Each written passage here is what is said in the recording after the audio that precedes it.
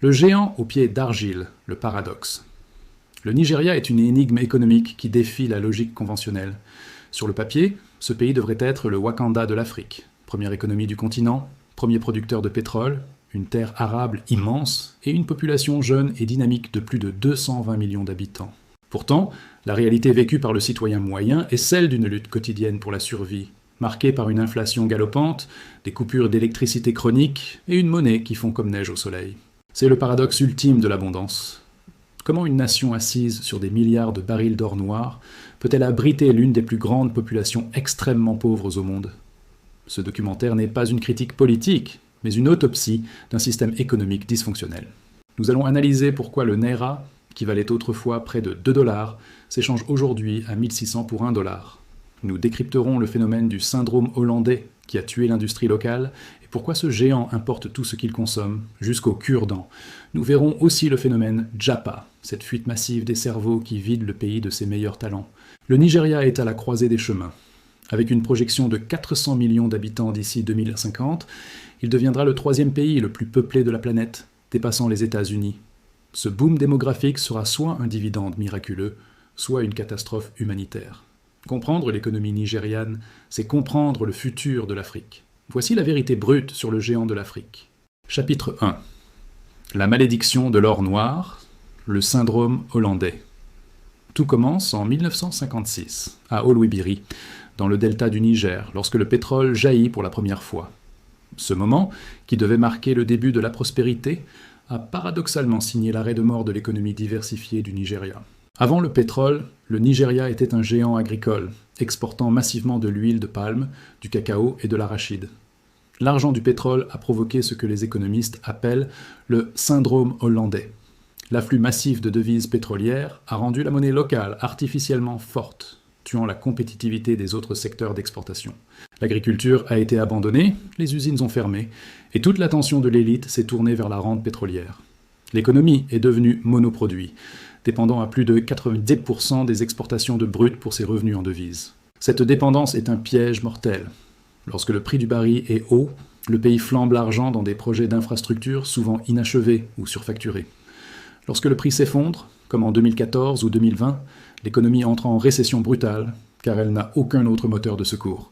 Le drame est que le Nigeria, bien qu'étant un grand producteur de brut, ne profite même pas de la valeur ajoutée du raffinage. Pendant des décennies, ces raffineries d'État sont restées à l'arrêt, forcées par la corruption et le manque de maintenance. Résultat absurde. Le pays exporte son pétrole brut pour racheter ensuite de l'essence raffinée à l'étranger, payant le prix fort en dollars. C'est comme si un boulanger vendait sa farine pour acheter son pain 3 fois plus cher au supermarché. Cette structure de rente a également faussé le contrat social. L'État ne dépend pas des impôts de ses citoyens pour fonctionner, mais des royalties versées par les compagnies pétrolières internationales. Par conséquent, les dirigeants se sentent peu redevables envers la population. La politique devient une lutte féroce pour l'accès au gâteau national, la rente pétrolière, plutôt qu'une gestion de la production de richesses. Le pétrole a enrichi une infime minorité tout en anesthésiant l'initiative productive du reste de l'économie formelle. Chapitre 2. La chute libre du Naira, inflation importée. L'histoire du Naira est celle d'une tragédie monétaire. Dans les années 70 et début 80, le Naira était une monnaie forte, s'échangeant presque à parité avec la livre sterling et valant près de 1,80 $. Aujourd'hui, il faut environ 1500 à 1600 Nairas pour obtenir un seul dollar. Cette dévaluation de plus de 99% en 40 ans n'est pas un accident. C'est le résultat mathématique d'une politique monétaire incohérente et d'une destruction de la production locale. Le mécanisme est simple. Comme le Nigeria ne produit presque rien de ce qu'il consomme, électronique, véhicules et même nourriture, il doit tout importer. Pour importer, les commerçants ont besoin de dollars. La demande de dollars est donc permanente et insatiable. En face, l'offre de dollars, venant du pétrole, est volatile et souvent volée ou mal gérée. Ce déséquilibre structurel crée une pression constante à la baisse sur le Naira. Pendant des années, la Banque centrale a tenté de défendre artificiellement la valeur du Naira en puisant dans ses réserves de change, créant un système de taux de change multiples. Il y avait un taux officiel pour les amis du pouvoir et un taux zone parallèle, marché noir, pour le peuple. Cela a créé une opportunité d'arbitrage massive, round-tripping. Les initiés achetaient du dollar pas cher à la Banque centrale et le revendaient immédiatement au marché noir avec une marge énorme, sans rien produire. La récente tentative d'unification des taux de change a fait exploser la vérité au grand jour. Le naira ne valait rien. La dévaluation brutale qui a suivi a importé de l'inflation massivement. Le prix du riz, du ciment, des médicaments a doublé ou triplé en quelques mois, anéantissant le pouvoir d'achat de la classe moyenne. L'épargne de toute une vie, si elle était gardée en naira, a été divisée par 2 en valeur réelle. C'est une expropriation silencieuse par la monnaie. Chapitre 3. L'État fantôme, électricité et infrastructures. Aucune économie moderne ne peut fonctionner sans énergie stable, et c'est là le talon d'Achille le plus paralysant du Nigeria. Le réseau électrique national s'effondre régulièrement, le fameux grid collapse, plongeant des millions de foyers et d'entreprises dans le noir total. Avec une capacité de production oscillant péniblement autour de 4000 à 5000 MW pour 220 millions d'habitants, le Nigeria produit moins d'électricité que la ville de Londres. C'est un frein absolu à l'industrialisation. La conséquence est que le Nigeria est devenu une économie de générateurs. Chaque entreprise, chaque hôpital, chaque famille de classe moyenne doit posséder sa propre centrale électrique miniature, fonctionnant au diesel ou à l'essence. Cela augmente considérablement le coût de la vie et le coût de production des entreprises.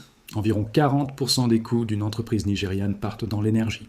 Les produits made in Nigeria sont donc souvent plus chers que les produits importés de Chine, simplement à cause du coût de l'énergie.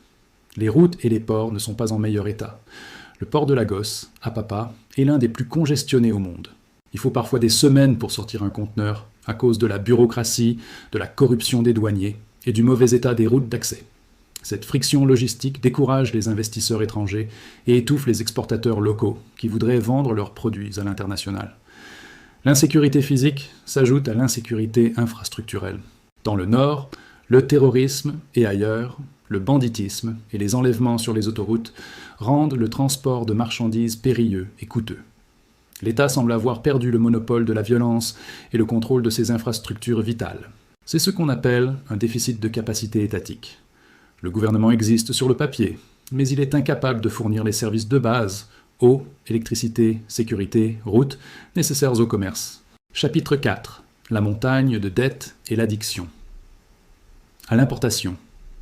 Pour tenter de combler ces déficits budgétaires chroniques sans toucher à la rente pétrolière, le gouvernement nigérian s'est lancé depuis une décennie dans une frénésie d'emprunt, tant sur le marché local qu'international. La dette publique a explosé pour atteindre des niveaux qui deviennent mathématiquement insoutenables, non pas tant par rapport au PIB global, mais par rapport aux revenus réels de l'État. Il y a peu de temps, le Nigeria consacrait la quasi-totalité de ses recettes fiscales, près de 96%, uniquement pour payer les intérêts de sa dette, ne laissant quasiment aucun centime disponible pour construire des écoles, des hôpitaux ou des routes, enfermant le pays dans un piège d'austérité perpétuelle. Cette dette massive ne finance pas une industrialisation productive, mais une consommation immédiate importée de l'étranger, aggravant le déficit de la balance commerciale. Le Nigeria souffre d'une addiction pathologique aux produits étrangers, important absolument tout ce qu'il consomme au quotidien, des véhicules d'occasion aux machines industrielles, en passant par les textiles et les produits pharmaceutiques.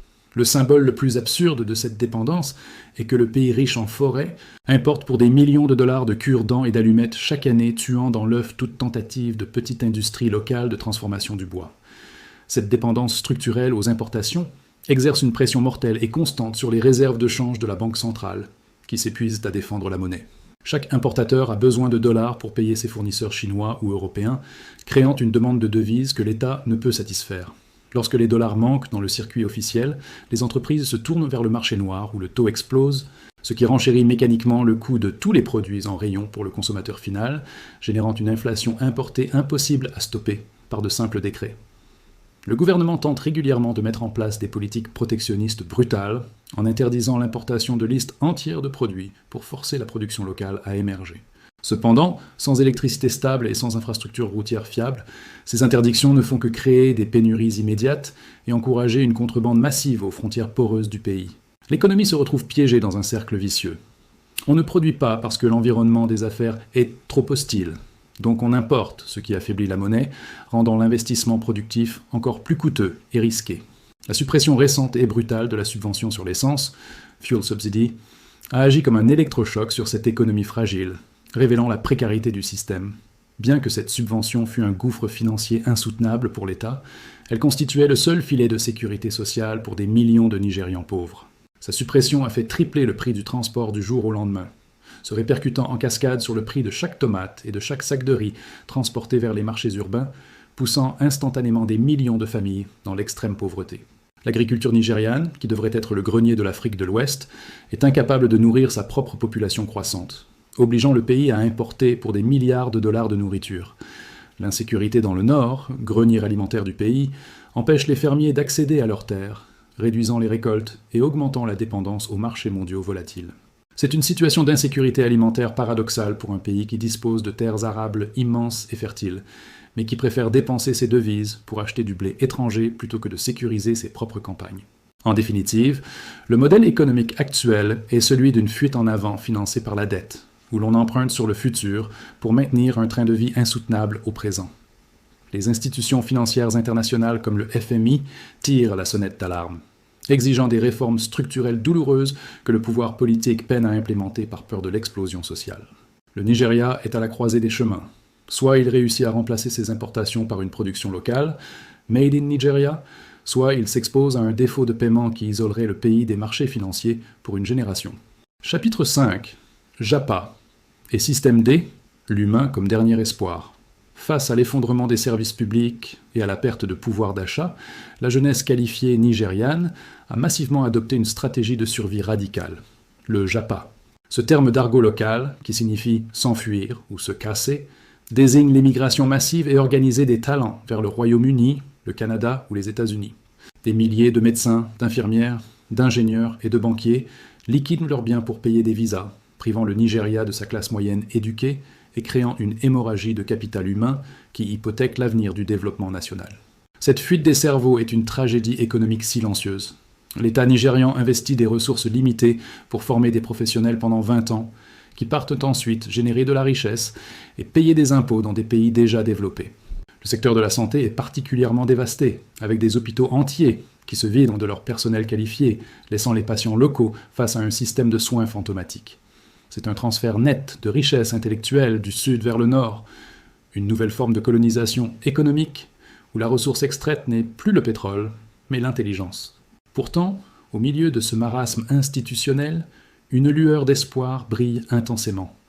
Le secteur technologique de Lagos, surnommé Yabacon Valley.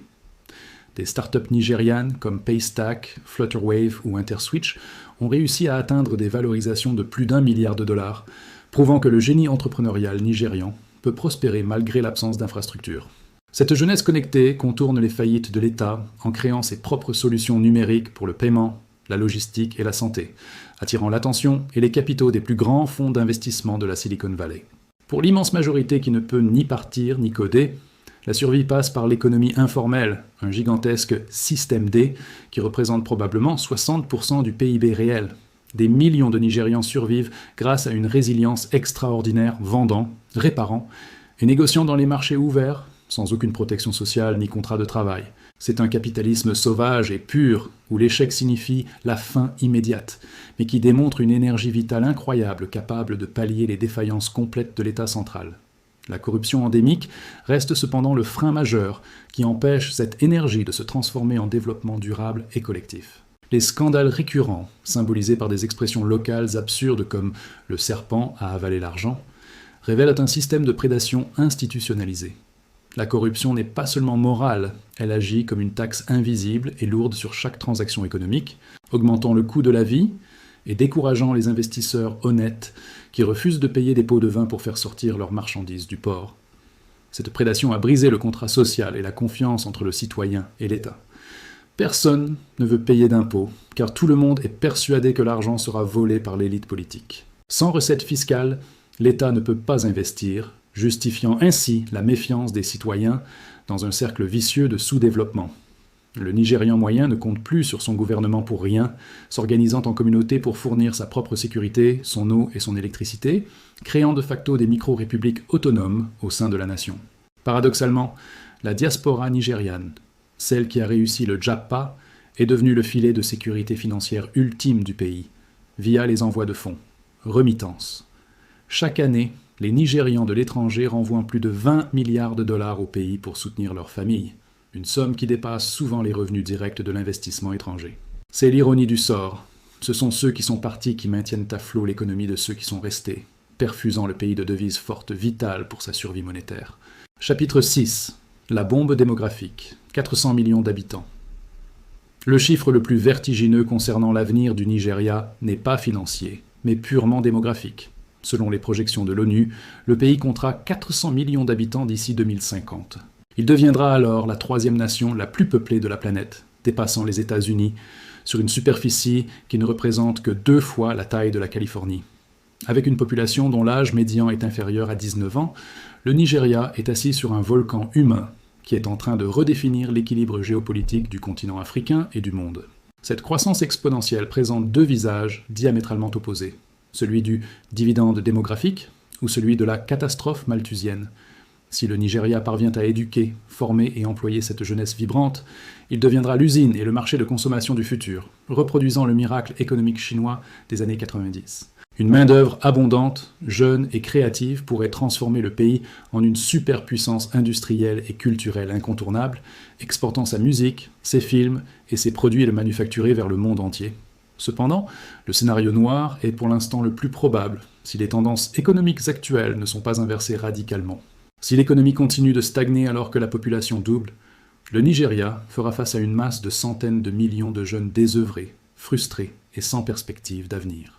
Ce terreau est idéal pour l'instabilité politique chronique, la criminalité violente et l'extrémisme religieux, menaçant de transformer le pays en un État failli, ingérable, dont l'effondrement provoquerait une crise migratoire sans précédent vers l'Europe.